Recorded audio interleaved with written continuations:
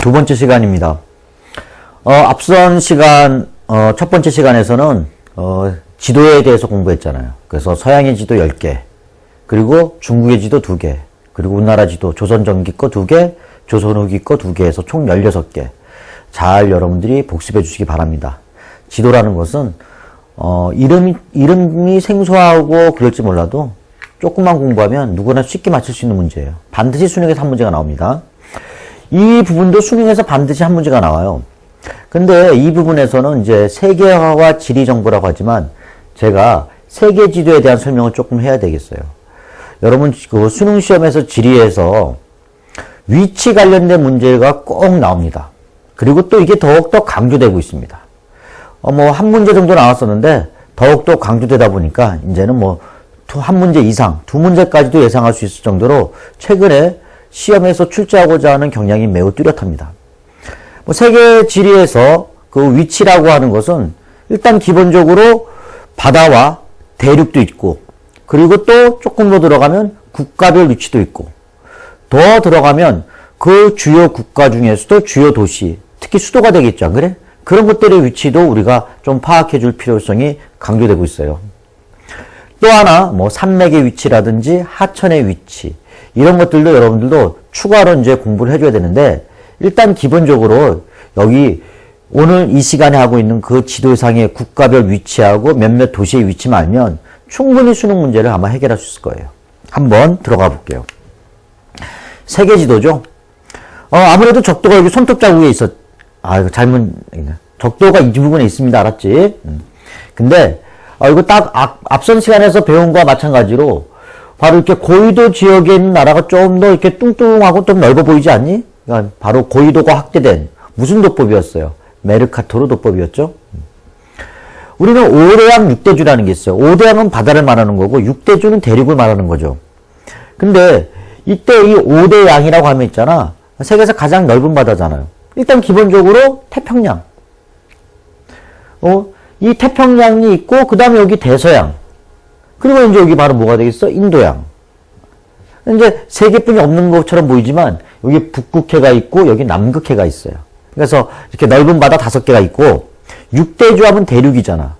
대륙하면 있잖아. 여러분들이 구대륙, 신대륙 이런 얘기 많이 들어봤는데 여기 일단 기본적으로 잠깐 나눠주면은 아시아 대륙이 가장 넓은 면적을 차지하고 있어요.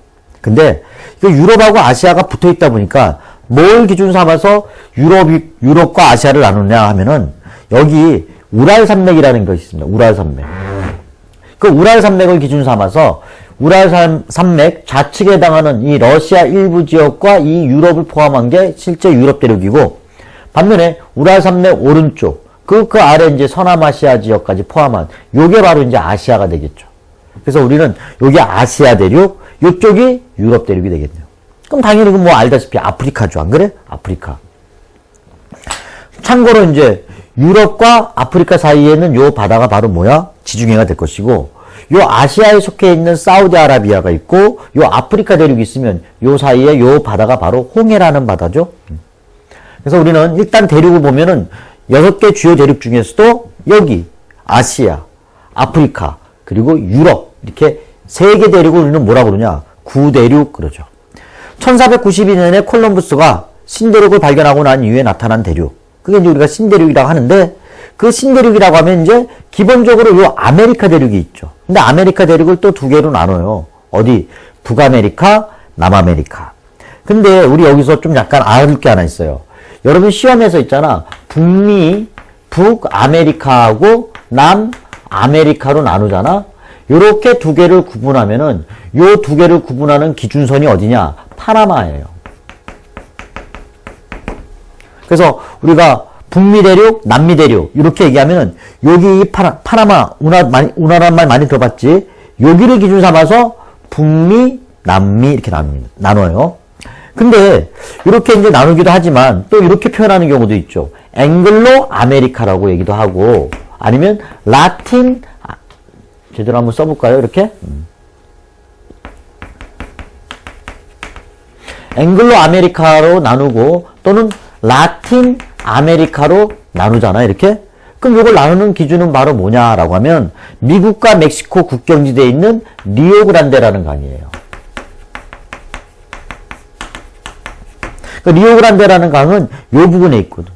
그러니까 미국과 멕시코의 국경을 가지고 바로 여기는 앵글로 아메리카. 여기 멕시코 아래쪽 요 남미까지가 뭐가 되겠어? 라틴 아메리카. 우리 알다시피 이렇게 앵글로 아메리카와 라틴 아메리카를 나누는 기준은 뭐냐? 문화가 기준인 거고, 여기 북아메리카, 남아메리카로 나누는 경우는 이건 뭐야? 지형이 기준인 거죠. 안 그래? 지형. 그래서 우리는 이렇게 기준에 따라서 아메리카 대륙을 표현하는데 우리 세계지리에선 주로 문화적 구분을 중요시하기 때문에 앵글로 아메리카, 라틴 아메리카 이런 표현을 많이 씁니다. 그래서 요거는 앵글로 아메리카와 라틴 아메리카의 기준이고 요거는 바로 북아메리카와 남아메리카의 기준이 되겠어요. 뭐 이런 정도는 여러분들이 알고 있을 거라고 생각합니다. 그래서 우리는 아까 말했던 구대륙 세계, 유럽, 그리고 아시아, 아프리카 말고도 우리 신대륙에 포함되어 있는 북아메리카와 그리고 남아메리카. 그리고 또 하나의 대륙이 바로 오세아니아 대륙 아니겠니? 그러니까 이제 6개 대륙이 다 나온 거죠. 안 그래? 또 어떤 경우는 5대륙이라고 표현하는데요. 이 5대륙인 경우에는 이 북아메리카, 남아메리카를 다 묶어서 아메리카 대륙 이렇게 표현했을 때가 5개 대륙이 되겠죠. 뭐 이런 건 여러분들이 아마 초등학교 또는 뭐 중학교 다 나왔으니까 다 기본적으로 알고 있을 거라고 생각해요. 자, 이제 이거 5대양 6대주 말고 이제 우리는 또 이 위치를 파악하는 것 중에 아까 뭐라고 했습니까? 기본적인 대륙과 바다의 위치도 있지만 또 하나 우리 국가의 위치도 있고 그 주요 국가들 중에 주요 수도의 위치도 있지만 우리는 가장 어려운 위치 문제가 뭐냐면 위도와 경도를 제시해놓고 그 지역이 어디쯤이냐라고 물어보는 문제들이 과거에는 많이 나왔고 또 앞으로도 위치라는 걸 중요시하기 때문에 그런 문제가 나올 가능성이 매우 높아요. 뭐 매우 높다기보다는 좀 있어 보입니다. 매우 높진 않아요. 느낌상. 그래서 우리가 위치 파악할 때 가장 고난도가 뭐냐? 위도나 경도를 제시했을 경우인데 실제로 위도나 경도를 제시했을 때 위치 파악하는 게 가장 쉬운 문제입니다.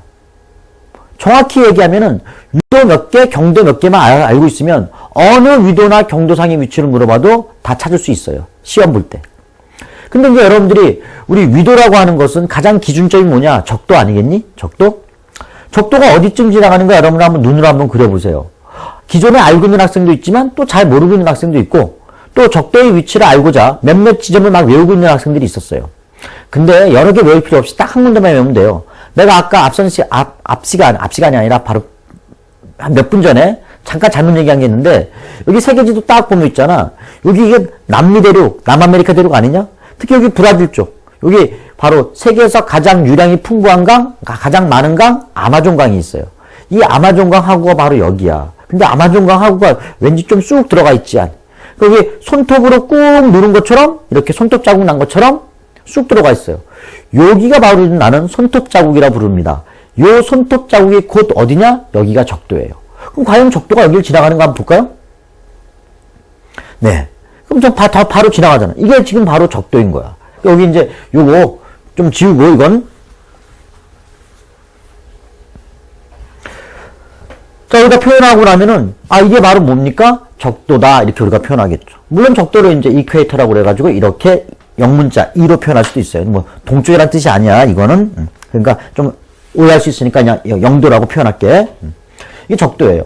이게 적도는 어디냐? 여기 바로 손톱 자국이 한번 지워보고 여기 바로 손톱 자국이 바로 적도가 되겠어요. 그래서 여러분들은 이제 적도의 위치를 알고자 하면 있잖아. 바로 요 손톱 자국만 찾으면 되는 거죠. 남미 대륙 쪽에 있는 요 손톱 자국만 찾으면 바로 여기가 바로 뭐야? 적도가 지나가는 곳이다. 여러분 이렇게 수평선은 그릴 수 있잖아. 안 그래? 달팽이가 망가져가지고 말이야 수평선을 이렇게 긋거나 또 이렇게 긋지 않을 거 아니냐. 그러니까 이렇게 수평선을 쭉 그어서 적도의 위치를 알겠죠. 그런데 이런 어떤 학생들이 이렇게 예리하게 질문합니다. 선생님, 제가 시험 문제 풀 때 적도를 손톱 자국 하나 외웠는데 실제 시험 문제에는 어디가 나오냐? 이렇게 아프리카 대륙만 지도로 나왔을 경우에는 어디가 적도인지 어떻게 압니까? 라고 이렇게 나름대로 예리하다고 생각하고 문제를 질문을 했어요. 바보입니다. 바보예요. 여러분들이 시험을 보는 입장이잖아. 그럼 여러분 세계지리 시험 문제가 총 몇 문제야? 20문제잖아요. 20문제 중에서 바로 여기 아프리카 대륙의 적도를 알아야지 우리가 문제에 접근할 수 있는 문제가 나왔다고 합시다. 그러면 그 아프리카 대륙만 나왔으니까 손톱 자국이 없으니까 적도를 못 찾을 것 같지만 여러분들 풀고 있는 문제 하나 빼고 나머지 19개 문제는 반드시 세계지도가 나와 있어요. 여러분 내가 손가락 자를게요. 만약에 어떤 세계지리 시험을 봤을 때라도 1번부터 20번 문제 사이에 세계지도가 단 한 개도 안 나왔다. 그럼 저는 손가락 자릅니다. 반드시 나오거든요. 그러면 여러분들은 예를 들어서 여러분이 1번 문제를 풀 때 그게 필요한데, 저기 보니까 20번 문제에 세계지도가 하나 있어. 그럼 거기다가 손톱 자국 찾아가지고 줄 하나 쭉 끄면, 요 빅토리아 호수 부근을 지나가는 게 바로 적도구나라고 아프리카 지도만 나왔을 때도 적도를 찾을 수 있다, 이 얘기죠. 물론 좀 약간 이제 여러분들이 보기에는 좀 야비한 방법 같기는 하지만 절대 야비하지 않습니다. 여러분 교재 뒤에 부록을 보면 있잖아요. 세 개 이렇게 백지도가 있을 거예요. 여러분들이 손톱 자국을 기준 삼아서 수평선 한번 줄 한번 쭉 그어보세요. 그러면 자연스럽게 굳이 그따위 식으로 아까 말한 것처럼 풀지 않아도 여러분들은 적도의 위치를 다 외우게 돼 있어요. 그냥 아프리카 여기 빅토리아 호수 부근 지나가고 여기 싱가포르 지나간다. 이렇게 우리가 선 한번 쭉 그어보면 있잖아. 외우는 게 아니잖아. 이거 몸으로 직접 그어가면서 알아두는 거예요. 하여튼 그래서 이제 그런 방법을 이용해 가서 우리가 손톱 자국만 기억하더라도 아프리카 내에서 아프리카 지도만 나왔을 경우에도 적도의 위치를 파악할 수 있다, 이 얘기죠. 근데 이게 위도에서 가장 중요한 기준이 되는 게 적도가 있긴 하지만 또 적도 말고도 저위도, 중위도, 고위도를 구분하기 위해서는 바로 30도와 60도라는 위도를 알아야 돼. 근데 그럼 여기 30도는 예를 들어 북반구, 북위 30도는 어딥니까? 라고 하면은 우리 손톱 자국에 아메리카 대륙이 있었으니까 이왕이면 아메리카 대륙에 있는 거 갖고 기준 삼자 이거죠. 여기 미국에 보면 있잖아. 길다란 이렇게 캘리포니아 반도라고 있어요. 제가 보기에 있잖아. 이게 할아버지 수염 같아요. 좀 길어 보여 알았지. 그래서 요 수염을 자르면 됩니다. 요 수염을 자르는 게 곧 뭐가 되겠습니까? 북위 30도가 되는 거예요. 한번 수염이 잘라지는 거 한번 잠깐 볼까요? 북반구 30도가? 네, 잘라지네요. 그렇죠. 그러니까 우리는 손톱 자국 수염 잘라. 그러면 적도 외웠고 북반구 30도 외우게 된 거예요. 그것도 마찬가지죠. 이게 북반구 30도로 가면은 한번 그어볼까요? 그거 보다 보면 있잖아. 상하이 부근 지나가고 여기 나일강하고 이집트쯤 지나가는구나. 카이로 부근 지나가는구나. 이렇게 얘기할 수 있겠어요. 그러나 우리는 요거 아까 내가 말한 방법 있잖아. 그걸로 우리가 풀 수도 있고 또 한번 그어보면 다 알게 돼 있어요. 하여튼 손톱 자국 수염 잘라. 그럼 여기 적도에서부터 요 30도 사이를 뭐라고 합니까? 당연히 저위도라고 그러겠죠? 저위도. 근데 이제 요 30도 이상 위를 이제 우리는 중위도가 가는데 또 고위도가 있을 거란 말이야. 그럼 이제 중위도와 고위도를 나누는 기준은 북위 60도가 되겠네요. 그럼 북위 60도는 어딘가 봤더니 뭐 똑똑한 학생들은 선생님 이 간격만큼 이대로 올라가면 되지 않겠습니까? 네, 맞습니다. 그렇지만 그래도 우리가 또 알아두려면은 예를 들어서 여기 또 아메리카 대륙, 자 미국의 알래스카 남쪽인데 수염이 하나 이렇게 일게 있어요. 근데 이 수염 있잖아, 좀 중요해요. 좀 피나게 잘라야 돼. 피나게 자른다는 얘기는 뭐야? 좀 살점을 좀 약간 뜯어내야겠지. 바싹 자르라는 얘기죠. 이 수염은 피나게 잘라봅시다. 피나게 한번. 피나게 자르니까 수염만 자르면 안 돼. 약간 살갗을 걷어내야 돼요. 좀 피가 나겠죠, 안 그래? 그러니까 우리는 여기가 바로 북위 몇 도냐? 60도가 되는 거죠. 그래서 북반구 60도. 그럼 이제 나온 것처럼 저위도, 중위도, 고위도가 구분되겠죠. 그러면 여러분들이 이제 알았으니까 15도는요. 위도 북반구 15도는요. 요거와 요거의 정 가운데가 될 것이고 북위 45도는요. 요거와 요거의 정 가운데가 되겠지. 항상 이렇게 디자인할 수 있단 말이에요. 손톱 자국 수염 잘라 피나게 잘라. 그러면 이제 여러분들 적도 북위 30도, 북위 60도 기억하게 되는 거죠. 또 한번 선 그어봐. 캄차카 반도가 잘라나갈 것이고 여기 영국 위를 쓱 지나갈 거란 말이에요. 이렇게. 그래서 이제 이게 바로 북반구 60도다. 근데 또 남반구도 있지 않냐? 남반구 또 30도. 보니까 여기 이제 여기 호주라고 하는 대륙 아니냐? 호주라는 오세아니아 대륙의 호주. 근데 이 호주를 잘 보면 있잖아요. 뭐처럼 보이냐면 나 같은 경우에는 우리 딸내미가 갖고 있는 필통에 그려져 있는 헬로키티처럼 보여요. 헬로키티. 그러니까 헬로키티가 알잖아요. 고양이 같은 애들. 고양이 같은 애들이 아니라 헬로키티. 근데 이 호주는 헬로키티가 잘 보면 헬로키티 그 얼굴 모양인데 요 양쪽 볼살이 호주는 과하게 늘어진 것 같아요. 아무래도 헬로키티가 피부암 걸린 것 같습니다. 여기 보니까 이게 호주라는 대륙 아니겠니? 이렇게? 여기 왼쪽, 특히 오른쪽이 또 과하게 이렇게 볼살이 늘어져 있네요. 그렇지? 이 볼살 좀 보기가 거북해요. 잘라줍시다. 그래서 볼살을 자릅시다. 여기 볼살을 자르니까 이쯤 지나가네. 그렇지? 이쯤 잘라야지 이제 바로 볼살이 잘라나갈 거 아니냐? 그러니까 이쯤 지나가는 게 남반구 30도인지 한번 봅시다. 그래요. 남반구 30도 지나가네요. 그럼 이제 우리 남반구 30도 지나가니까 또 이제 호주를 기준 삼아서 찍 그어주면 이렇게 위치 알게 되겠죠. 웬만한 지역이 다 바다이기 때문에 우리가 육지에 해당한 지역 기준만 삼으면 될 것 같은데 볼살 잘라 이렇게 얘기합시다. 그래서 우리가 위도는 손톱 자국 수염 잘라 피나게 잘라 볼살 잘라 해서 이제 우리가 직접 한번 자대고 줄을 그어서 네 번만 딱 그어봐봐. 그럼 여러분들이 쉽게 이제 이해할 수 있을 거예요. 일단 위도는 끝난 거예요, 이렇게. 그래서 여기는 남반구 30도예요. 선생님, 남반구 60도는 왜 안 합니까? 야, 남반구 60도 그리고 싶어도 육지가 없는 곳이야. 뭐 육지가 없는데 뭐 지리라는 과목은 바다를 공부하는 과목이 아니잖아, 그래? 땅 위를 공부하는 거잖아. 그러니까 우리가 이쪽은 남반구 60도는 필요 없어요. 우리는 여기 보니까 이거 저위도죠. 이것도 저위도네요.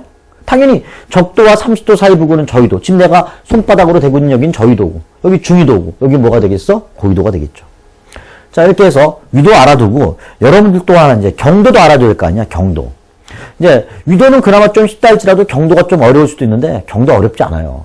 여러분이 다 알고 있는 도시 있지 않니? 어떤 도시가 있습니까? 런던 알아? 런던? 뭐 영국의 수도라는 거 금방 알 수 있죠. 여기가 런던이야. 런던. 런던의 위치는 세계 지도 보면 금방 알 수 있을 겁니다. 영국만 찾으면 되니까. 근데 여러분 베이징 알죠? 베이징. 중국의 수도 아니냐? 북경이라 불리는 곳? 북경이 어디냐 있잖아. 여기 우리나라가 있고 여기 왼쪽에 서해바다 건너가면 여기 조금 볼록 들어간 게 있는데 요 부분이 바로 뭐야? 북경이에요, 북경. 그러니까 이제 해안가는 아니지. 약간 내륙이지. 약간 내륙인데 대충 들어가면 돼요. 알았지? 북경이 저쪽 부분이다라는 것만 보면 되겠죠. 여러분 또 이제 미국의 가장 대표적인 도시 바로 뭐 수도는 워싱턴이지만 미국의 가장 금융의 중심지인 곳이 있죠. 뉴욕. 뉴욕이 어디냐면 미국 이쪽이 아니라 이쪽에 있다는 거 알겠는데 대충 어딘지 잘 모르겠어요. 근데 뉴욕은 걸레예요.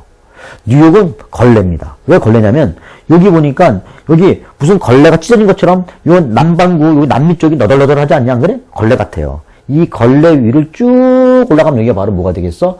뉴욕이라고 하는 도시야. 뉴욕. 그래서 여기 런던, 베이징, 뉴욕 이런 정도 기억해두면 돼. 런던, 베이징, 뉴욕. 하나 더 하면 이제 우리나라 사람들이 많이 이제 가는 곳 중에 하나가 바로 뭐냐? LA죠. LA. LA는 여기 멕시코에 해당하는 캘리포니아 반도 바로 이쪽에 유현진이 있으니까 알 거예요. 자, 그래서 LA인데 사실 LA도 필요 없어요. 뉴욕만 알면 돼요. 뉴욕 뭐가 되겠어? 걸레. 걸레는 곧 뭐예요? 뉴욕이다. 이렇게 보면 되겠죠. 경도를 한번 볼까요? 자, 세계 시간의 기준이 되는 것은 영국 런던에 있는 그리니치 중앙 타임이라고 그래서 그리니치 천문대를 지나가는 그 기준선이 있어요. 그게 세계의 표준 경도가 되는 거겠죠? 본초 좌우선이라 부르는 거. 거기 바로 영국 런던이기 때문에 저기에 있어요. 이런 본초 좌우선을 뭐라 그러냐? 경도상으로 봤을 때 영도 그러는 거죠. 베이징은 몇 도냐 했더니 영국에서 동쪽으로 가고 있어요. 그래서 우리는 동경이라는 말을 쓰고 동경 120도라는 말을 씁니다. 동경 120도. 그래서 영국보다 동쪽에 있다. 몇 도 간격만큼? 120도 간격만큼. 여러분 여기서 벌써 눈치 깠습니다. 뭐냐? 아까 위도도 디자인한 것처럼 경도도 디자인하는 거예요. 우리 알다시피 이게 영도와 이게 동경 120도라고 하면 요 간격은 120도일 거 아니야. 그럼 요거 반은 몇 도가 되겠습니까? 60도가 될 것이고 요 반은 몇 도가 되겠습니까? 30도가 되겠죠. 안 그래? 그러니까 이제 앞으로 요게 30도니까 여기서 30도만큼 갔으면 이게 뭐야? 동경 150도가 되겠지. 안 그래? 여기서 30도만큼 더 가면 이게 뭐가 되겠어? 바로 우리 알다시피 동경 180도가 되는 거 아니냐. 디자인만 하면 되는 거죠. 또 하나 이제 우리는 이렇게 있는데 사실 이렇게 30도 가다 보면 애들이 손가락이 점점 벌어지기도 하고 좁아지기도 하기 때문에 그 많이 가다 보면 또 헷갈려요. 그래서 우리는 반드시 LA하고 뉴욕은 좀 알아둡시다. 이 LA 같은 경우는 있잖아. 여기선 영국에서 서쪽으로 가는 거야. 서쪽으로 가게 되면은 영국의 서쪽으로 왔으니까 서경이라는 말을 쓰겠죠. 여기가 바로 서경 120도가 되는 거예요. 서경 120도. 근데 요 서경 120도인데 여기 뉴욕이 있잖아. 뉴욕은 서경 75도가 돼요. 75도. 그러니까 영국에서 왼쪽으로 이렇게 가니까 여기가 바로 이제 여기 아니겠어. 안 그래? 요 서쪽으로 75도만큼만 가면 뭐가 나와? 뉴욕이 나오는 거예요. 그러니까 여기가 서경 75도. 사실 LA 몰라도 돼요. 뉴욕만 알면 되지. 서경 75도인 거 알았으니까. 아까 요 간격 60도, 요 반의 간격이 뭐야? 30도니까 당연히 뭐가 되겠어? 여기가 75도인 거 알면 이쯤 가니까 이게 30도구나. 대충 우리가 감을 잡을 수 있단 말이에요. 그래서 우리는 일단 기본적으로 위도 4개, 경도 4개. 뭐 사실 LA까지는 필요 없지만 바로 이제 경도까지 해서 4개에서 요거만 알면 어느 지점이든 간에 쉽게 우리가 위치를 파악할 수 있어요. 아까 위치 문제에서 국가 물어보는 문제, 어느 나라의 도시 물어보는 문제, 또는 하천 물어보는 문제, 산맥 물어보는 문제 나올 수 있는데 가장 고난도 위치 문제가 바로 뭐야? 위도 경도 제시하는 거잖아. 그럼 예를 들어서 어떤 지도가 딱 나왔는데 이 지도에서 경도가 몇 도인가 봤더니 경도가 22도예요. 북이 22도야. 근데 위도가 22도 북이. 경도가 몇 도인가 봤더니 경도가 바로 23도, 동경 23도도 한번 해보자. 그 이제 우리가 여기 어떤 곳이 막 표현되어 있긴 한데, 아니, 위도와 경도가 나와 있어. 그럼 여러분들 막막하지? 이제 막막하지 않아요. 아까 얘기했잖아. 어떤 다른 문제 세계지도에서 이렇게 위도, 경도 설 그어놓고 한번 디자인하자. 북이 22도니까, 자, 여기 영도, 적도, 손톱 자국이고, 수염 자르는데, 아마 22도면 아마 요거에 한 3분의 2 정도 올라간 요 지점일 거야. 이 북은 어딘가 있다는 얘기지. 이 북은 어딘가. 안 그래? 이 북은 어딘가에? 근데, 동경 23도야. 동경 23도라는 얘기는 뭐야? 여기가 영도, 저기가 120도, 반쪽이면 60도, 반쪽이면 30도니까 약간 또 왼쪽에 있겠네? 그러니까 아마 이쯤에 있겠네. 이쯤. 끝났네. 여기 여러분 많이 봐. 알잖아. 여기 북부 아프리카. 뭐가 있는 곳이야? 사막 있는 거 아니냐? 다 아는 사하라 사막 있는 거? 그래. 여기는 사막이에요. 아, 여기는 건조합니다. 그러면 답이 나온다. 이 얘기야. 근데 이게 가장 어렵다는 거야. 한심하지 않니? 위도 4개, 경도 4개만 갖고 디자인만 하면 되는 것 같고. 그러니까 여러분들이 이렇게 아까 내가 말한 대로 뭐라 하냐? 손톱 자국, 수염 잘라, 피나게 잘라, 볼살 잘라. 한번 선 그어주시고 경도상의 위치 마찬가지. 주요 도시 런던, 베이징, 뉴욕, LA 요거 4개만 기억해주기 바랍니다. 아셨죠? 그러면 가장 고난도 위치 문제를 여러분은 풀 수 있는 능력이 생긴 거예요. 자, 이제 나라별로 한번 잠깐 들어가 볼게요. 나라를 잠깐 보니까 여러분 동남아시아에 있는 나라들 있지 않니? 동남아시아. 이 동남아시아에 있는 나라들, 그리고 또는 남부아시아, 이게 아시아 쪽인데, 우리 동남아시아, 남부아시아를 나누는 것은 여기 바로 인도와 미얀마를 기준 삼아 나눠요. 여기 왼쪽은 인도반도. 요 인도반도 쪽 우리는 뭐라 그러냐? 남부아시아라고 그러죠. 남부아시아. 반면에 여기 오른쪽에 미얀마서부터 여기 있는 섬, 이쪽을 전부 다 뭐라고 그래요? 오늘 동부아시아라고 합니다. 동부아시아. 그래서 우리 열대 지역에 해당하는 아시아 중에 동부아시아, 남부아시아, 동부아시아라고 하네. 잘못 얘기했습니다. 동부아시아가 아니라 동남아시아죠. 지금. 동남아시아. 자, 그래서 이제 우리 여기 있는 동남아시아하고 남부아시아에 있는 나라들, 웬만하면 다 외워야겠죠. 안 그래? 그래서 한번 잠깐 볼게요. 여기. 여기 동남아시아가 여기 바로 인도 차이나 반도라고 하잖아. 이걸. 인도 차이나. 왜 인도 차이나냐? 여기 인도잖아. 여기 뭐야? 차이나잖아. 그렇지. 그러니까 인도 차이나에 붙어있는 반도다 이 얘기지. 그럼 이제 인도 차이나 반도에 있는 동남아시아 국가들 보면은 요거 미얀마예요. 그리고 여기 이제 뭐예요? 태국, 이제 라오스, 캄보디아, 베트남 이렇게 나오죠. 그리고 이제 여기도 있고 요쪽 보르네오 섬 북부 지역에도 있는 나라 말레이시아. 그리고 요 말레이 반도 끝 지점에 섬이 도시국가로 형성된 거 싱가포르. 그 다음에 세계에서 가장 많은 섬, 12,000여 개의 섬으로 구성된 나라 인도네시아. 그리고 여기 또 이제 브루나이. 보르네오 섬이 조그만 나라 하나 있어요. 그 다음에 이제 여기 필리핀 이렇게 우리가 알면 되겠죠. 물론 여기 이제 동티모르라는 나라도 있긴 하지만. 그 우리 여기 이 동남아시아를 잘 보면은 동남아시아에는 우리 아시아 안에 있잖아. 대부분의 국가들이 불교를 믿어요. 불교. 근데 크리스트교를 믿는 나라가 있죠. 카톨릭이라고 있죠. 카톨릭. 카톨릭을 믿는 나라. 대표적으로 두 나라가 있다는 거 알고 있죠? 어떤 나라야? 필리핀이 카톨릭을 믿어요. 스페인의 식민지를 받았기 때문에 이런 스페인의 영향을 받아서 크리스트교 중에서도 카톨릭, 구교라고 하는 그런 종교를 믿고 있습니다. 근데 필리핀 말고도 또 뭐가 있냐? 동티모르라는 조그만 나라. 요 나라도 카톨릭을 믿고 있습니다. 동티모르 여기 있는 나라죠. 요거 안 그래? 그 다음에 여기 동남아시아에 있는 국가들 중에 이슬람교를 믿는 나라가 있어요. 이슬람교. 그럼 이슬람교 믿는 나라가 어느 나라냐? 인도네시아죠. 인도네시아가 있고 또 하나가 또 뭐가 있냐면은 말레이시아가 있어요. 그리고 이제 브루나이란 나라가 있죠. 브루나이. 그래서 동남아시아 할 때 우리는 종교가 중요하죠. 나머지 국가들은 다 불교 믿어요. 그러니까 이슬람 믿는 나라 3나라, 카톨릭 믿는 나라 2나라. 이 중에서 특히 이 인도네시아는 이 지구상에서 이슬람 신자가 최대인 나라야. 그래서 여기 이슬람 신자 수가 최대다. 이 얘기 무슨 얘기야? 이슬람 신자 수가 최대란 얘기는 바로 뭐겠어? 이 나라가 인구가 많다. 이 얘기죠. 안 그래? 그래서 인도네시아가 세계적으로 인구가 4번째로 많은 나라이기 때문에 그래. 세계적으로 인구가 많은 나라이기 때문에 우리 인구 순수 잠깐 해보면 세계에서 가장 인구 많은 나라 중국, 인도, 그리고 미국, 그렇죠? 그리고 인도네시아, 브라질이에요. 그 네 번째로 많은 나라이기 때문에 인구수가 많다 보니까 이슬람을 상당히 많이 믿다 보니까 이슬람 신자 수가 최대인 나라다. 이 얘기죠. 안 그래? 그 다음에 이제 여기 남부아시아 쪽에 있는 나라, 원래는 여기가 하나의 나라였지만 영국의 식민지배 이후에 종교적 이유 때문에 나라가 쪼개졌죠. 그래서 이제 나라가 쪼개졌는데 이 남부아시아에 있는 나라 중에 인도, 그 다음에 파키스탄, 그리고 여기 방글라데시. 우리 참고로 인도는 무슨 종교 믿고 있어? 힌두교지만 여기 파키스탄과 방글라데시는 바로 뭐 믿고 있어요? 이슬람교 믿고 있죠.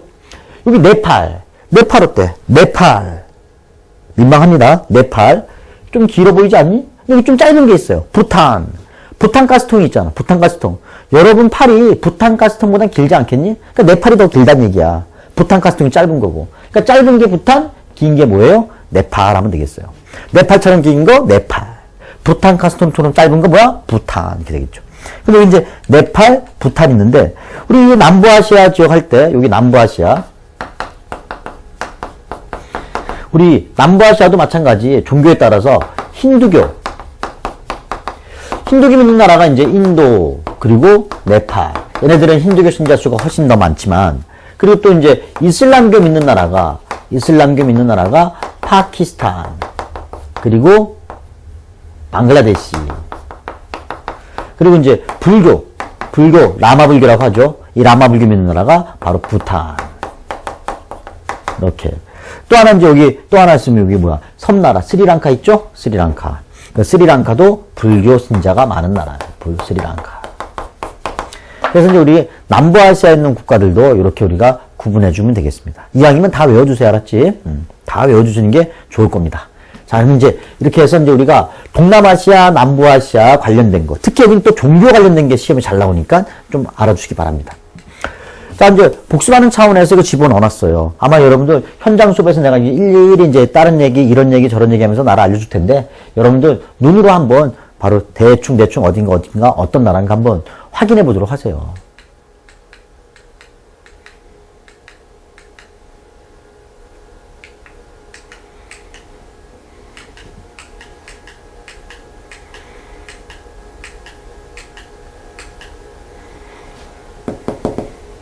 아셨죠? 네. 자, 이제 서남아시아 쪽 한번 해볼게요. 서남아시아 이쪽이잖아. 그래? 아까 파키스탄 여기 자꾸 나왔는데 서남아시아에서 우리 좀 알아둬야 할 나라들이 이제 여기 뭐 사우디아라비아, 여기 아랍에미리트, 만수르 알죠? 만수르? 두바이 있는 곳, 카타르, 그 다음에 쿠웨이트, 이라크, 시리아, 뭐 작년에 시사적이었잖아. 그래? 시리아, IS, 터키, 이란 이런 것들을 알아두시고 여기 있는 나라들이 우리 알다시피 다 이슬람이지만 이슬람도 종파가 있잖아. 그러니까 종파가 우리가 특히 이란은 다수가 아닌 소수가 믿는 무슨 파예요? 시아파죠. 시아파. 안 그래? 그래서 이란은 시아파지만 나머지 대부분의 국가들이 뭐야? 수니파잖아. 수니파. 뭐 그런 걸 다 알고 있을 잘 모를 거라고 생각해요. 이제 수업 시간에 종교할 때 제대로 합시다. 알았지? 하여튼 이제 이쪽 애들은 이슬람을 주로 많이 믿고 있다. 이거 알고 있죠? 안 그래? 그러니까 말한 대로 사우디, 아랍에미리트, UAE. 여러분들 뭐 남학생들 중에 축구 좋아하는 애들 플레이 에미레이트라고 이제 가슴팍에 뭐 광고 있는 거 많이 봤지. 그 아랍에미리트 항공사 말하는 거 아니야. 카타르, 쿠웨이트, 이라크, 이란, 시리아, 터키. 물론 이제 이스라엘도 좀 체크해 둬야겠죠. 여기 이제 북부아프리카 나라들 여기 알제리, 리비아, 이집트, 수단.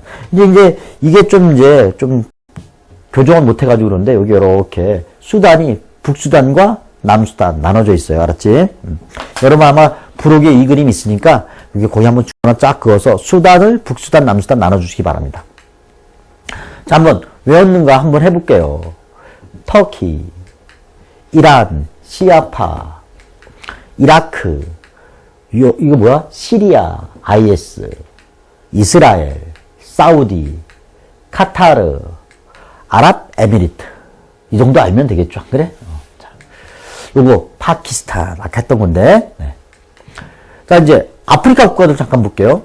아프리카 국가들 보면은 여러분들 기억해야 될 나라 중에 뭐 모로코, 알제리, 튀니지, 리비아, 이집트, 나이지리아, 그 다음에 가나. 이 가나하고 옆에 코트디부아르도 같이 외워야 되는데, 이 가나하고 코트디부아르는, 여러분 뭐 때문에 이제 이 두 나라를 기억해야 되는지 알 거야. 이 두 나라가 세계적으로 뭐 생산이 많은 나라? 카카오 생산이 많은 나라죠? 카카오 생산이 많은 나라예요. 그래서 코트디부아르, 가나 이렇게 두 개를 외워줘야 되는 거야. 그 다음에 이제 나이지리아, 그 다음에 여기 수단, 북수단, 요거 어디? 남수단, 에티오피아, 소말리아 가고 싶진 않죠? 우리 사바나규, 특히 이제 세렝게티 초원에서 맨날 동물들 잡혀먹고 뭐 또 잡아먹는 그런 거 많이 봤잖아, TV에서. 그게 바로 케냐. 그리고 여기 뭐야? 탄자니아. 요 옆에 있는 요 호수가 바로 빅토리아 호수죠? 여기 바로 적도다. 이제 적도 부근이다. 얘기죠.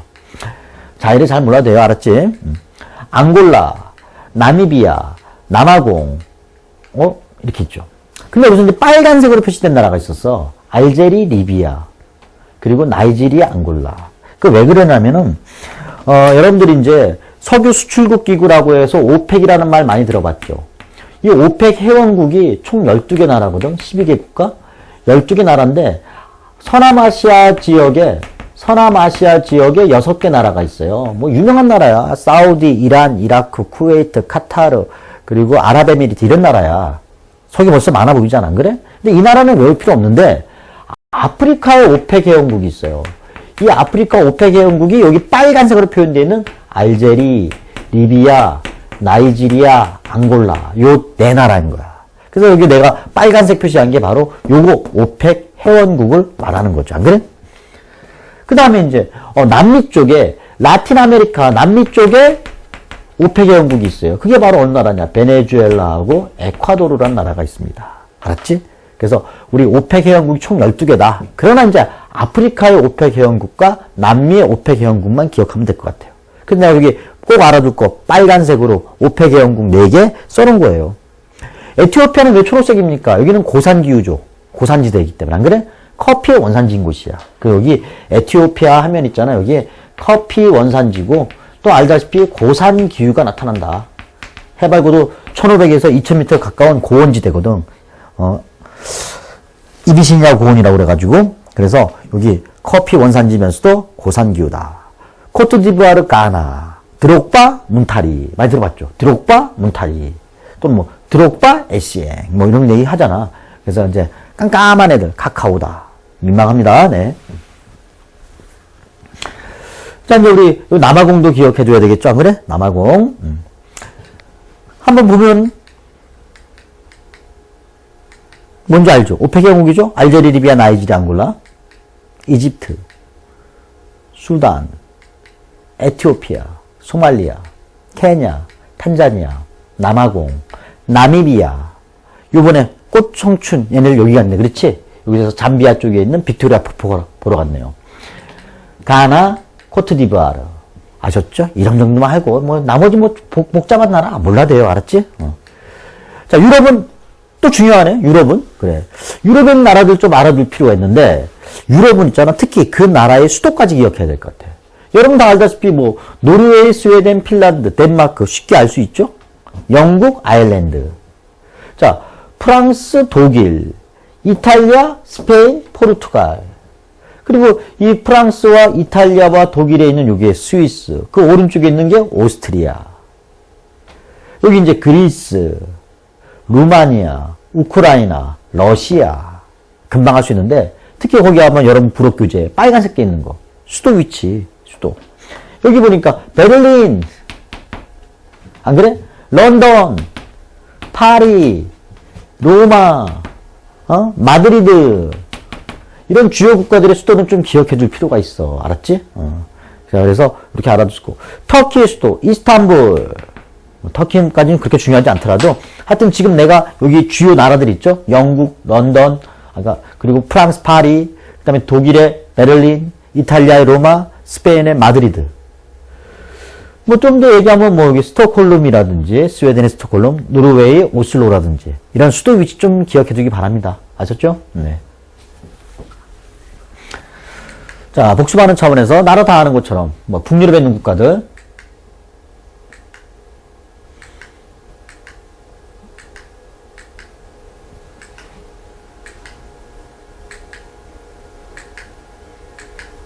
네덜란드, 덴마크, 네덜란드.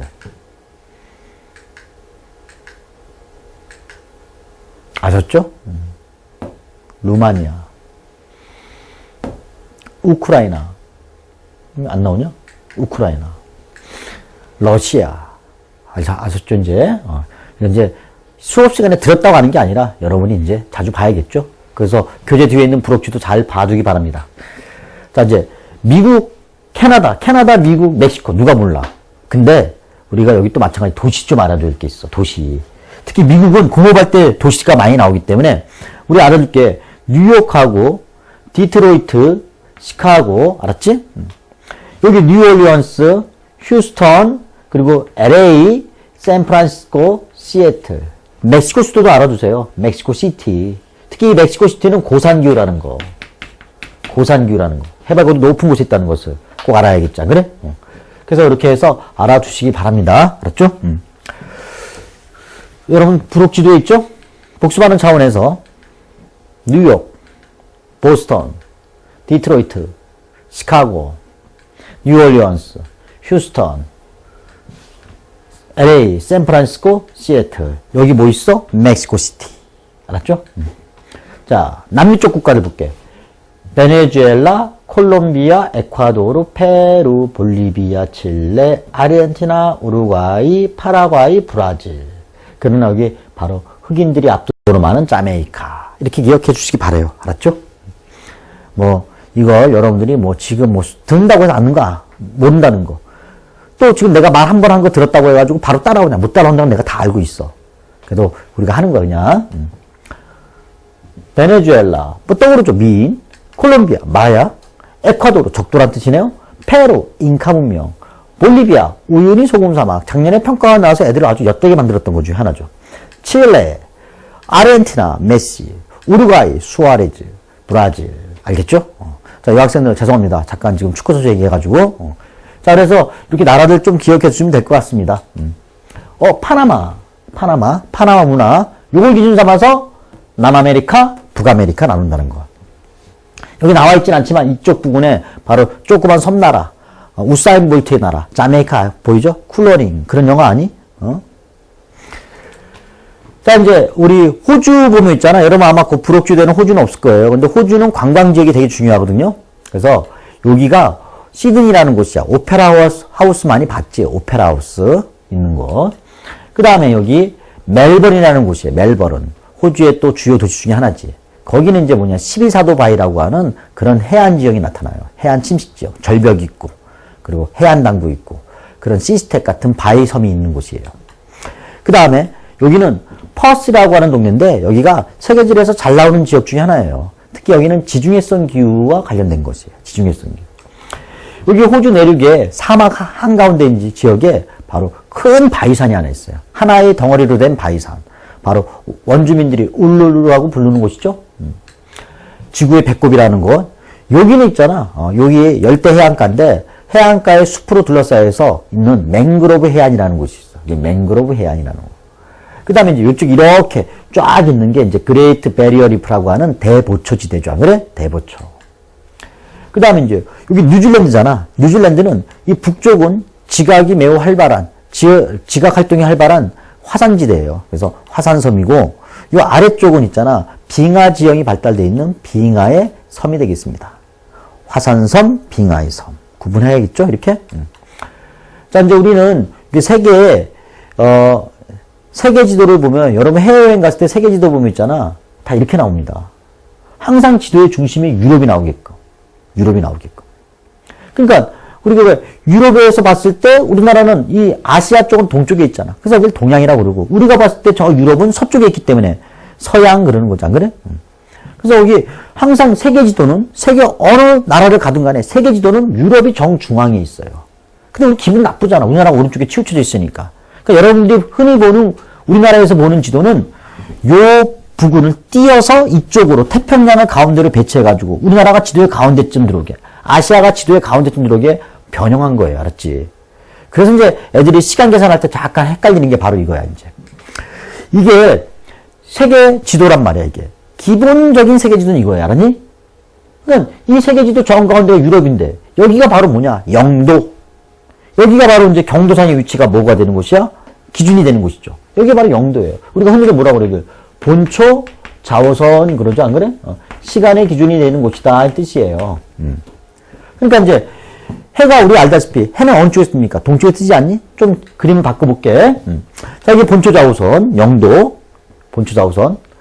근데 해가 어디서 떠? 동쪽에 뜨잖아. 그러니까 해가 먼저 뜨는 곳이 시간이 빠른 곳이야. 왜? 해가 먼저 떴다는 얘기는 시간이 먼저 시작되었다는 얘기죠. 그래서 우리가 여기 시간은 동쪽으로 갈수록 빠르다. 그래, 저쪽이 서쪽이고 이쪽이 동쪽인데 가장 시간이 빠른 곳은 어디야? 해 뜨는 쪽? 동쪽이 가장 빠른 거죠. 그래서 영국을 기준 삼았을 때 오른쪽으로 갔어. 동경 180도가 되는 거고. 서쪽으로 갔을 때 뭐가 돼? 서경 180도가 되는 거예요. 여기 써있진 않지만 굳이 쓴다 하면 서경 180도는 동경 180도예요. 그럼 시간이 가장 빠른 곳은 어디입니까? 지금 여기 빨간색으로 표시하는 여기가 가장 시간이 빠른 곳이죠. 그럼 이 지구상에서 가장 시간이 늦은 곳이 어디입니까? 여기 이제 초록색으로 표현된 여기가 가장 시간이 느린 곳이죠. 근데 세계 시간의 기준은 영국인 거 알고 있잖아. 그래서 영국을 기준 삼았을 때 이게 해가 뜨는 쪽 동쪽으로 갈수록 시간이 빨라지니까 이쪽은 영국보다 몇 시간이 빠른 곳이냐? 12시간이 빠른 곳이죠. 반면에 이 초록색으로 표현된, 초록색으로 보이는지 안 보이는지 모르겠지만 하여튼 초록색이에요. 이건 영국에 비해서 서쪽으로 180도만큼 가 있으니까 바로 서쪽으로 가 있으니까 영국보다 시간이 느리겠죠. 몇 시간 느린 거예요? 12시간이 느린 거예요. 그럼 영국을 기준 삼았을 때 얘는 12시간이 느리고 얘는 영국보다 12시간이 빠른 거예요. 결과적으로 저기 있는 초록색 지점과 여기 있는 빨간색 지점은 바로 몇 시간 차이인가? 24시간 차이인 거지. 그게 바로 이제 시차인 거야. 근데 저기 초록색 지점이 알고 봤더니 어디야? 바로 여기인 거죠. 그러니까 요 라인 하나 기준 삼아가지고 몇 시간 차이가 나는 거야? 24시간 차이가 나는 거죠. 그럼 24시간 차이가 나면 날짜가 바뀌어 안 바뀌어? 하루가 24시간이잖아. 그 날짜가 바뀌는 거죠. 그래서 우리는 요 검은색 라인 부분에 있는 게 바로 뭐라고 그러냐? 24시간 차이가 나기 때문에 그걸 감안해서 날짜 변경선이라는 것을 만들어주는 거예요. 그래서 여기서 여기로 가면은 24시간을 더해주니까 날짜가 바뀌는 거고 여기서 여기로 가니까 24시간 빼주니까 또 뭐야? 날짜가 바뀌는 거죠. 예를 들어서 여기가 3월 1일이다 그러면 이건 24시간 빠른 곳이니까 여기는 3월 1일 좀 헷갈려. 2월 28일 수도 2월 29일일 수도 있으니까 여기가 3월 2일이다 그러면 여기는 하루가 늦은 곳이잖아. 24시간 빼줘야 되니까 3월 1일이 되는 거죠. 반면에 여기가 3월 1일이면 여기는 하루가 빠른 거. 24시간 빠르니까 3월 2일이 되는 거죠. 그 날짜가 바뀌어 안 바뀌어? 바뀌죠. 그래서 아까 날짜 변경선 이 부분에 있다는 얘기죠. 안 그래? 근데 지구 시간의 기준은 누가 되겠냐? 영국이 되는 거야. 알았지? 영국. 자, 그래서 우리가 경도는 이렇게 시간을 결정짓는 중요한 역할을 하는 거예요. 근데 우리나라는 여기 시간을 쓰고 있단 말이야. 그 우리나라는 요 경도상의 시간을 쓰기 때문에 우리나라의 표준 경도는 동경 135도야. 그러니까 영국보다 동쪽으로 135도가 있어요. 여러분 15도가 1시간인 거 아니까 우리나라는 동경 135도를 쓰기 때문에 영국보다 동쪽으로 135도 와 있으니까 당연히 9시간이 더 빠르다. 그래서 세계 표준 시각보다 9시간이 빠르다. 이렇게 우리가 얘기할 수 있는 거죠. 자, 이게 세계 지도지만 아까 말한 대로 뭐야? 이걸 띄워가지고 일로 옮겨놨단 말이야. 아까 영국 기준 삼아가지고 여기에 서경으로 180도, 동쪽으로 180도 가가지고 여기 날짜 변경선 여기 있어야 되는데 저걸 뜯어서 일로 갖다 붙이다 보니까 여기 봐봐. 여기가 기준이죠. 본초 자오선. 동쪽으로 180도만큼 가요. 영도. 동쪽으로 180도만큼 가니까 요 라인이 바로 뭐가 돼야 돼? 여기 다시 한번 여기 좀 그리면 요 라인이 동경 180도가 되겠어요. 이 라인을 넘어가면 날짜가 바뀌어야 되는 거예요. 여기는 영국보다 12시간이 빠른 곳이죠. 근데 땅이 좀 잘리지 않았냐? 러시아 땅이 살짝 넘어가 있고 미국 땅이 살짝 넘어가 있어. 같은 미국인데 날짜가 다르면 어떻게 되겠냐? 그래? 같은 러시아인데 날짜가 다르면 어떻게 하겠니? 그래서 실제로 날짜 변경선은 어떻게 되느냐? 요렇게 약간씩 바뀌어요. 지금 여기 내가 요렇게 가는 거 있죠? 이렇게. 요게 바로 날짜 변경선이야. 날짜 변경선. 그러니까 우리나라는 여기이기 때문에 여기 나라 몇 개 빼고는 이게 남태평양상에 있는 나라나 뉴질랜드, 호주 일부 지역 빼고는 우리나라는 이런 나라 빼고는 시간이 세계적으로 가장 빠른 나라, 빠른 축에 속해 있죠. 안 그래? 여기가 날짜 변경선. 자, 글씨가 잘 안 보이네. 자, 그래서 날짜 변경선이에요. 그럼 이제 그렇게 알아두시고 이제 세계화와 지역화인데 한번 여러분이 쓱 읽어보면 돼. 알았지? 어려운 거 아니에요. 세계화. 자, 국제사회가 서로 상호 의존성이 강해지다 보니까 한 몸뚱아리가 되었다. 아니면 세계가 통합되는 현상이다. 왜 그러냐? 교통통신이 발달해서 시공간이 압축되다 보니까. 미국 증시 폭락하니까 우리나라 증시 폭락해요. 중국 증시도 폭락해요. 유럽 증시도 폭락해요. 다 한 덩어리 됐다는 얘기죠. 이런 세계화를 대변하는 게 WTO, 다국지역 기업을 얘기할 수 있겠고, 이와는 또 달리 세계가 하나로 통합되지만 그 지역의 고유한 가치가 바로 중요한 의미를 갖는, 그걸 우리는 지역화라고 그래요. 그래서 지역의 고유성이 어떤 중요한 가치를 가지고 세계적으로 퍼져나가는 게 지역화라고 하는데, 우리 아마 수업 시간에 배우는 지역화의 대표적인 예는 지역 경제 블록, FTA 뭐 이런 거 나올 거예요. 맨 뒷단은 이제 뭐 거기 경제 환경이 변화할 때 더 자세하게 합니다. 세계화가 뭔지 알죠, 여러분들은? 여러분 주변에 가보면은 다국적 기업들 주변에 많잖아. 다 뭐가 된 거야? 세계화된 거죠. 시티은행 봤죠? 시티은행. 홈플러스 봤니? 우리나라 기업 아니잖아. 근데 왜 우리나라에 장사하고 있어? 세계화가 되었기 때문에 그런 거죠. 물론 우리나라 기업들도 다른 나라 나가서 다 똑같이 이렇게 활동을 하고 있죠. 지역 경제 블록, 나중에 경제의 세계화할 때 배우겠지만 EU, 나프타, 아세안 중요한 것들이에요. 알았지? 지금 복잡하니까 바로 넘길게요. 이제 지리정보와 지리정보 체계라고 했는데, 지리정보는 공간정보가 있고 속성정보가 있고 관계정보가 있어요. 근데 공간정보는 별거 아니야. 위치, 형태 나타낸 거고, 속성정보는 성질, 특징, 양, 이런 걸 이런 걸 나타내는 거예요. 그래서 여러분들 이런 거 알 수 있겠죠. 뭐가 있냐면은, 경기도 용인시 포고구 전대리 310번지. 주소로 위치 나타낸 거 아니냐? 경기도 용인시 포고구 전대리 310번지. 이거 어딘지 아는 학생. 위치를 나타낸 건데, 이것들은 경기도 용인시 포고구 전대리 310번지 있습니다. 위치 나타낸 거죠. 요게 우리는 바로 뭐냐? 이게 공간정보예요. 공간정보. 근데 알고 봤더니 포고급 전대리 310번지는 여러분들이 반드시 한 번 이상 가봤던 곳이야. 그게 바로 어디냐? 에버랜드예요. 에버랜드. 그러니까 이제 에버랜드를 표현할 때 자, 공간정보는 바로 위에 게 되는 거야. 근데 속성정보. 이 에버랜드의 특징이 뭐야? 놀이동산 아니냐? 놀이동산. 오늘 몇 명이나 수용할 수 있습니까? 오늘 중국인 관광객들 해가지고 오늘 들어온 사람들은 총 2만 명이에요. 이게 바로 이제 우리가 속성 정보, 어떤 성질, 양, 수적인 측면을 표현하고 있다는 얘기지 안 그래? 근데 관계 정보는 뭐냐? 관계 정보는 이제 공간정보 여기 위치하고 써놔야겠다. 위치 지울게요. 이거야. 그러니까 놀이동산이라고 하는 거 2만 명을 수용할 수 있는 곳이다 라고 하는 건 속성정보고, 아까 말한 대로 그 주소 얘기한 건 위치정보, 공간정보를 말하는 거 알았지? 관계정보는 에버랜드하고 주변 마을 주민들 간에 상호작용 있다 이런 얘기 하는 거겠죠. 그래서 지리정보는 세 가지가 있다. 공간정보, 속성정보, 관계정보.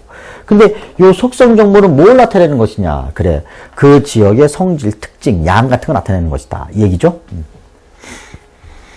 자, 지리정보를 수집하는 방법. 직접 가서 조사하는 거. 현지조사죠? 그게 1차적 자료. 그래서 1차 자료. 2차 자료는 간접적으로 획득하는 거예요. 그래서 책 보거나, 인터넷 검색하거나, 또는 지도를 보거나, 아니면 인간이 접근이 어렵거나 불가능한 곳을 항공기나 인공위성 통해서 조사하는 걸 뭐라고 그래? 원격 탐사라고 그러죠? 그래서 이런 것들이 바로 간접적으로 자료 수집하는 방법 2차 자료고, 직접 가서 관찰, 청취, 면담, 촬영하는 게 바로 1차 자료다. 구분하는 거 어렵지 않죠? 자, 원격 탐사를 잠깐 볼게요. 리모트 센싱이라고 하는데, 우리가 리모트 컨트롤 들어봤죠? 리모컨이라고 많이 얘기하잖아. 그래, 인간이 접근이 어렵거나 접근이 불가능한 곳, 그래서 이렇게 떨어진 곳을 조사하기 위해서 인간이 직접 가지 않고 항공기나 인공위성을 통해서 자료를 수집하는 게 바로 뭐냐? 원격 탐사예요. 그래서 이 원격 탐사 기법은 이렇게 접근이 어렵거나 불가능한 지역인데 또 넓은 범위를 동시에 조사할 수 있는 거죠. 근데 가장 중요한 특징이 하나 있어요. 이 원격 탐사 기법은 넓은 지역을 조사하는 것도 있지만 주기적 정보 획득이에요. 주기적으로 정보를 획득할 수 있어요. 그럼 여러분들 이게 시험에 가장 잘 나오는 거야. 주기적 정보 획득이면 어저께도 조사할 수 있고 그저께도 조사했던 거. 3년 전에 조사했던 거, 또는 2년 전에 조사했던 거, 1년 전에 조사했던 거, 일주일 전에 했던 거, 어제 했던 거, 오늘 한 거, 앞으로도 할 거 아니야. 내일 할 거. 주기적으로 할 수 있다는 거죠. 여러분 지구 위로 인공위성이 하루에도 몇 번씩 돌잖아, 안 그래? 그러니까 같은 궤도로 돌다 보니까 같은 지역을 주기적으로 조사한다는 얘기죠. 그게 바로 무슨 얘기냐? 주기적 정보 획득이라는 말을 자체를 직접 심어내지 않고 과거와 현재, 미래를 조사하니까 그래, 과거와 현재를 뭐 할 수 있는 거야? 비교할 수 있는 거라고. 그러니까 이제 뭐 아마존 일대 열대우림 파괴 지역의 변화 하면은 옛날에 조사한 자료가 있고 현재 조사한 자료가 있으면 서로 비교해봐봐. 그럼 알 수 있죠. 근데 옛날에 조사하고 현재 조사했다는 얘기는 뭐야? 주기적으로 계속 조사를 해왔다는 얘기죠. 그래서 이 원격 탐사 기법, 특히 인공위성이나 인공위성 기법을 이용한 게 주기적 조사 가능하기 때문에 이런 과거와 현재를 비교한다. 알았죠? 그 여러분들 이렇게 무슨 변화가죠. 과거와 현재를 비교하는 자료 나왔을 때 해야 하는 게 바로 뭐예요? 원격 탐사 기법인 거죠. 또 원격 탐사 기법은 보이지 않는 내용도 조사할 수 있어요. 꼭 눈에 보이는 것뿐만 아니라 땅속에 매장되어 있는 지하자원, 바닷물의 온도 같은 것들을 조사할 수 있다는 얘기죠. 그러나 이 원격 탐사 기법은 워낙 인공위성을 쏘아 올릴 수 있는 나라, 쏘아 올릴 수 없는 나라, 이런 나라로 나눠지다 보니까 선진국과 후진국 간의 격차가 매우 크다. 이렇게 알아두시기 바랍니다. 가장 중요한 거 주기적 정보 획득이, 알았지? 과거와 현재 비교한다. 이건 뭐 간단한 건데 원격 탐사를 하는 것은 항공기나 인공위성을 통해서 할 수 있다는데 항공하고 인공위성 약간의 차이가 있어요. 항공기는 이렇게 영공의 제한을 받다 보니까 비행 경로 제한이 있지만 인공위성은 영공이 아닌 대기권 바깥을 돌아다니기 때문에 바로 이런 제한이 없죠. 비행 경로에 제한이 없어요. 그 다음에 또 항공 탐사 비행 횟수나 시간적 제한이 좀 있어요. 조금 있어요. 그러나 인공위성은 그런 제한이 없잖아. 주기적 탐사가 더욱더 잘 나타나는 것은 뭐야? 인공위성 탐사다 이거죠. 그러니까 오늘날의 원격 탐사는 항공 탐사보다는 거의 대부분 다 인공위성 탐사를 이용해서 하고 있어요. 기상조건, 항공기 기상적 제약 받잖아. 안 그래? 그렇지만 인공위성 그렇지 않잖아. 그러니까 우리가 굳이 구분하지 말고 오늘날의 원격 탐사는 주로 뭘 이용한다? 인공위성을 통해서 한다라는 것만 알아두세요. 가장 중요한 거 이거예요. 주기적 정보 획득.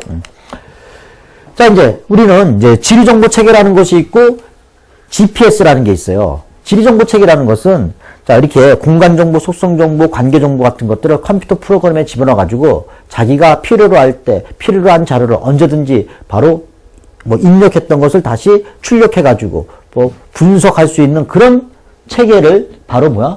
지리정보 체계라고 하는 거예요. 이제 공간정보 및 속성정보를 디지털화요. 그 프로그래밍화 시켰다는 얘기죠. 안 그래? 그래서 분석하는 거. 근데 GPS라는 게 있어요. 여기 또 시험에 좀 가끔 나옵니다. GPS는 위성 항법 장치라고 하는 건데 GPS 위성에서 보내는 신호 수신의 위치를 파악하는 거야. 그럼 아까 이런 얘기 했네. 위치를 파악했다는 얘기는 속성 정보예요, 공간 정보예요? 공간 정보인 거예요. 그러니까 GPS 이용해가지고 조사하는 자료는 전부 다 뭐만 파악할 수 있어? 공간 정보만. 에버랜드 어딨냐? 거기 있었다 하지만 오늘 에버랜드 얼마 돈 벌었니? 입장객이 몇 명이니? GPS로 알 수 없다는 얘기죠. 안 그래? 속성 정보, 특징이나 성질, 양, 수를 나타내는 것을 GPS로는 알 수 없다는 얘기지. GPS는 오로지 뭐만 찾는가? 공간 정보인 위치만 파악하는 거라고. 아셨죠? 공간 정보를 파악한다. 그 다음에 이제 장소라는 게 있고 지역이라는 게 있는데 장소는 고유한 특성이 있는 공간. 여러분들 에버랜드 어때? 에버랜드라는 장소는 그래 놀이동산이라는 고유한 특성을 지니고 있죠. 근데 이 고유한 특성인데 그 고유한 특성은 사람마다 느낌이 틀려요. 어떤 꼬마애는 엄마 아빠 손 잡고 에버랜드 갔는데 엄마 아빠 손을 놓쳤어요. 그래서 미아보호소에 한 4시간 동안 앉아 있었어요. 걔는 아마 에버랜드에 대한 그 자기가 느끼는 감정이 뭘까? 매우 불안하거나 안 그래? 매우 힘들었던 그런 경험이 떠오를 거예요. 근데 어떤 꼬마애는 엄마 아빠 손을 잡고 하루 종일 즐겁게 놀았어요. 그럼 걔는 에버랜드가 뭐야? 매우 평화롭고 매우 즐겁고 매우 행복한 곳일 거라고. 그러니까 똑같은 장소지만 개인마다 틀리다는 얘기죠. 여러분이 어쩔 수 없이 다시 공부를 하게 되어서 이렇게 공부를 하지만 여러분이 앉아있는 이 장소, 학원이라는 곳이 뭐 해야 돼? 그래, 행복하고 즐거운 곳으로 만들어져야 되지 않겠니? 그 여러분들이 열심히 노력해야 되는 거죠. 또 이제 침 뱉고 싶은 동네 이런 걸로 바뀌면 안 되겠죠. 자, 이제 장소라는 건 그거예요. 근데 이런 장소는 고유한 특색 있는 공간이지만 지역은 뭐냐? 장소보다 좀 범위가 넓어요. 지역은 여러 장소를 묶어낸 거야. 그러니까 어떤 지역이라는 개념은 지역이라고 불리는 개념은 여러 장소가 묶여진 거야. 그럼 P가 뭐예요? 플레이스 임마. 플레이스. 이거 이 새끼야. 이거 지역, 리전. 그래서 여러 고유한 특성을 지닌 공간이 묶여낸 거지. 근데 이 묶어낸 건데 이걸 두 개로 나눈 거야. 지역을. 뭐가 있냐? 동질 지역과 기능 지역으로 있어요. 근데 이걸 묶어냈단 말이야. 묶어냈는데 동질 지역은 뭐야? 같은 성질이 나타나는 거. 같은 현상이 동일하게 나타나는 곳이죠. 그러니까 성질이 같은 지역이야. 같은 성질 나타나는 지역이야.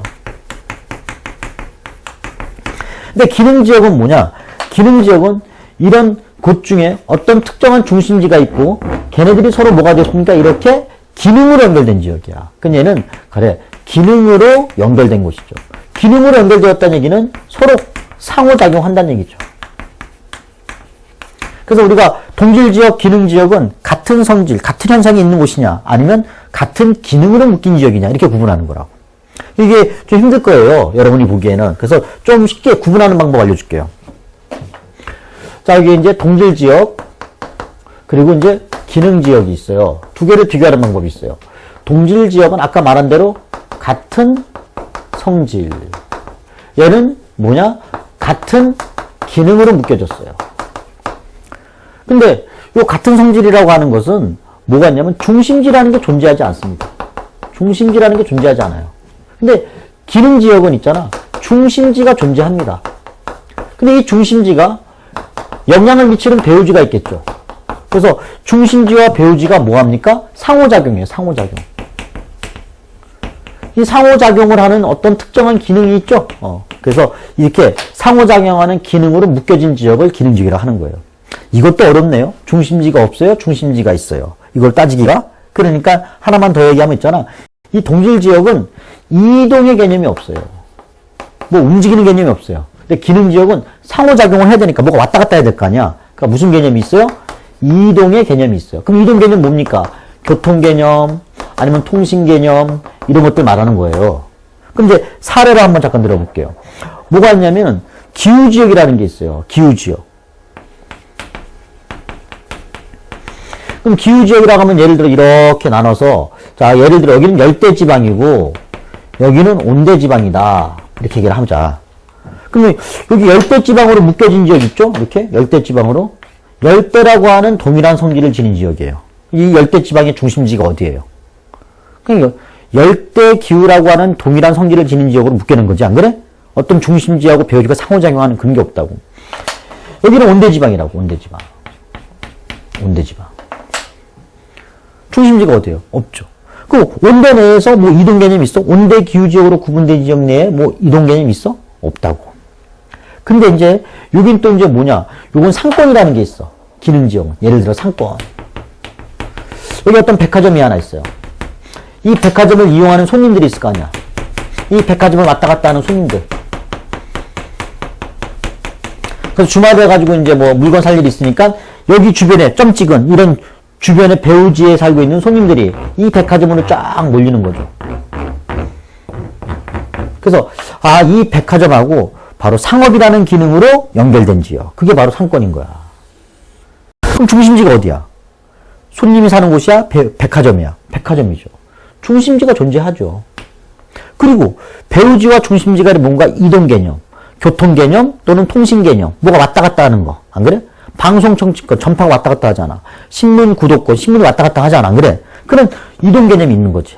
그러니까 이동 개념이 존재하는 지역을 우리는 기능지역? 그렇지 않고 이동 개념 없고 중심지도 없고 그냥 같은 성질을 지닌 지역끼리만 묶어낸 걸 뭐라 그러냐? 동질지역 그러는 거죠. 근데 우리는 여기에 점이지대라는 게 있어요. 점이지대라는 건 뭐냐? 이 점이지대라는 것은 두 개의 성질이 동시에 나타나는 곳이야. 그럼 예를 들어 열대하고 온대 같으면 이 선상은 있잖아. 열대 같기도 하고 온대 같기도 하죠. 두 지역의 성질이 동시에 공존할 수 있는 곳이죠. 그러니까 여기에 열대와 온대 같은 성질이 나타나지만 이 지점은 서로 성질이 혼재한단 말이야. 그게 점이지대가 있는 거죠.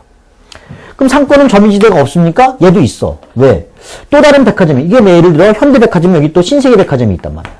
그럼 이제 신세계백화점을 이용하는 사람들이 상권이 이렇게 되겠어. 그럼 신세계백화점 이용하는 사람들이 있는데 여기 이제 여기 있다고 하자.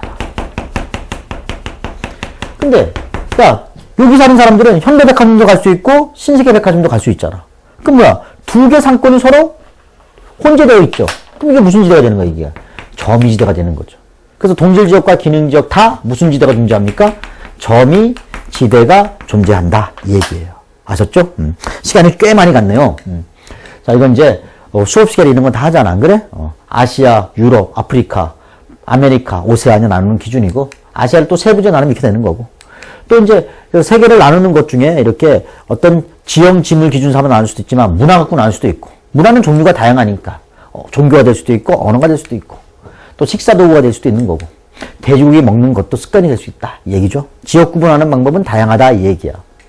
아셨죠? 자, 그래서 이렇게 알아두시고, 요거 등질지역, 기능지역, 그게 이건 뭐 시험에 나오는 것이 아닌데 이렇게 좀 있기 때문에, 교과서에 있기 때문에 좀 설명한 것 뿐이에요.